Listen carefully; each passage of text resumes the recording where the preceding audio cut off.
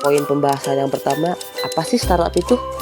Startup ialah sebuah perusahaan yang belum lama beroperasi, yang dimana sebagian besar merupakan perusahaan yang baru didirikan untuk mengembangkan produk atau jasa yang unik dan belum pernah dilihat oleh pasar. Pada tahap awal membangun sebuah startup, biasanya biaya pengeluaran lebih besar nih daripada biaya pemasukannya. Kebanyakan juga perusahaan startup selalu disponsor oleh orang lain, perusahaan lain, ataupun pinjaman dari bank. Perkembangan perusahaan rintisan di Indonesia memang cukup kencang dalam beberapa tahun belakangan ini, karena pesatnya perkembangan startup seringkali menciptakan disrupsi ekonomi. Pada dasarnya, ciri-ciri startup adalah fokus pada pertumbuhan dan penguasaan pasar secara cepat. Sebagai contoh, manfaat startup di Indonesia sedikit banyak mempengaruhi pertumbuhan ekonomi dan kehidupan sosial masyarakat. Salah satu startup unicorns di Indonesia yaitu ada Gojek, Tokopedia, Traveloka, dan lain-lain, yang memberikan kemudahan kehidupan sehari-hari, mengurangi tingkat pengangguran, dan dapat menumbuhkan perekonomian di Indonesia. Poin pembahasan yang kedua yaitu keunggulan startup. Startup sendiri memiliki beberapa keunggulan. Yang pertama yaitu fleksibilitas yang tinggi. Bisnis startup selalu berinovasi sehingga mempunyai fleksibilitas yang tinggi karena produk atau jasanya selalu mengikuti perkembangan zaman sehingga dapat bersaing dengan kompetitor kapanpun. Hal tersebut menjadi pembeda nih antara bisnis startup dengan perusahaan mainstream lainnya yang mempunyai birokrasi yang lumayan rumit sehingga sulit beradaptasi dengan perubahan setiap waktu yang mengikuti perkembangan pasar. Yang kedua, terdapat investor. Bisnis startup biasanya membutuhkan investor untuk melakukan pengembangan, modal awal, dan ekspansi. Tetapi, seorang investor juga tidak akan memberikan uangnya secara gratisan, karena ada timbal balik yang diberikan kepada pemilik sahamnya. Yang ketiga, adanya program inkubator.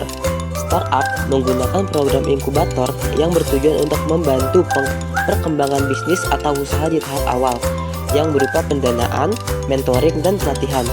Dengan menjalankan program inkubator, kita dapat mengetahui bagaimana mengembangkan dan mengelola model bisnis yang akan kita pilih nantinya. Seperti yang kita tahu, bahwasanya perkembangan startup di Indonesia sendiri memiliki perkembangan yang cukup signifikan dan pesat. Hal ini tentunya didukung oleh beberapa faktor. Apa aja sih faktor pendukung perkembangan startup di Indonesia? Faktor yang pertama, adanya revolusi teknologi jaringan di Indonesia. 3G merupakan lonjakan revolusioner dalam industri teknologi seluler di dunia. Salah satu keunggulan 3G pada awal kemunculannya adalah memungkinkan para pengguna untuk melakukan video call atau live streaming secara langsung dari ponsel.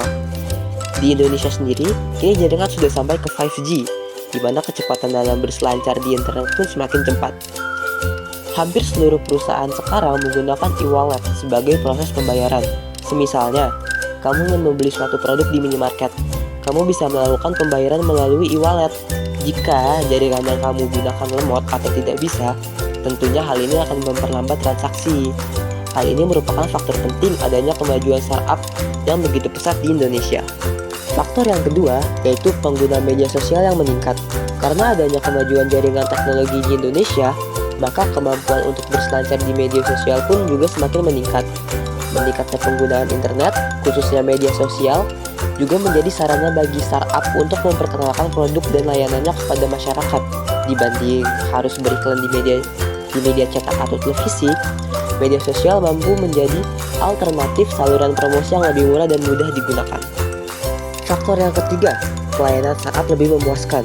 Pelayanan dan produk yang ditawarkan oleh startup banyak yang memuaskan, apalagi bisnis startup yang berfokus pada teknologi. Sebagai contohnya, adalah perusahaan Gojek ketika terjadinya pandemi COVID-19, di mana semua orang melakukan kebijakan yang diberikan oleh pemerintah, yaitu tidak boleh keluar dari rumah.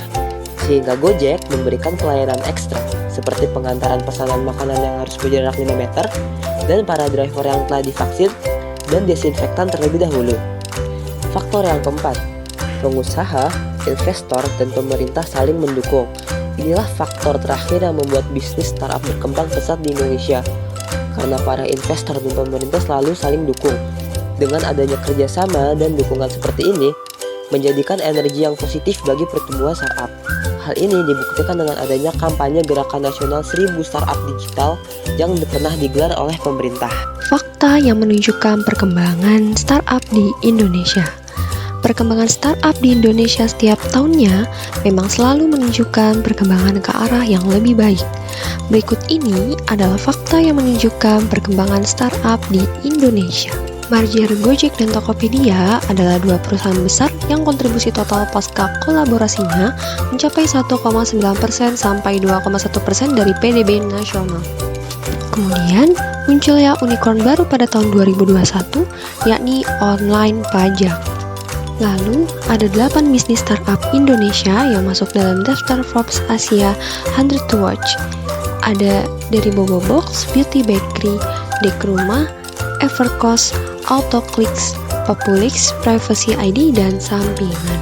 Untuk sektornya beragam, dan beberapa memiliki potensi tinggi untuk lebih berkembang, seperti sektor vintage, health, educate, logistik, e-commerce, new retail, hingga agritech.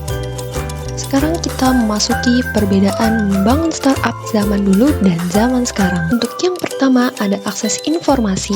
Pada zaman dahulu, informasi sangat terbatas, sulit diakses dan seringkali kita tergantung pada buku, mentor, atau sumber-sumber tertentu. Dan pada zaman sekarang, informasi gampang banget kita akses melalui internet. Untuk mendapatkan berbagai sumber, tutorial, dan panduan tersedia secara online. Pada akses informasi tadi, teman-teman bisa lihat sendiri ya perbedaannya pada zaman dulu dan zaman sekarang sangat berbeda. Mari kita lanjut ke yang kedua, yaitu teknologi. Pada zaman dulu, ketergantungan pada teknologi yang super terbatas.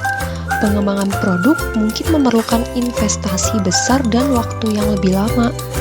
Bahkan di zaman sekarang, teknologi itu udah canggih seperti cloud computing, kecerdasan buatan, dan platform pengembangan aplikasi benar-benar mempermudah perkembangan produk dan layanan untuk kita. Dan untuk yang ketiga, ada media sosial dan pemasaran. Pada zaman dulu, pemasaran terutama melibatkan kampanye konvensional dan hubungan langsung dengan pelanggan nih. Dan lihat di zaman sekarang, media sosial benar-benar memainkan peran besar dalam pemasaran. Startup dapat membangun merek dan mencapai audiens besar dengan biaya yang relatif rendah. Untuk contoh-contoh perusahaan startup yang berbasis di Indonesia. Untuk yang pertama, ada Tokopedia. Tokopedia adalah platform e-commerce terbesar di Indonesia. Teman-teman semua pasti tahu ya.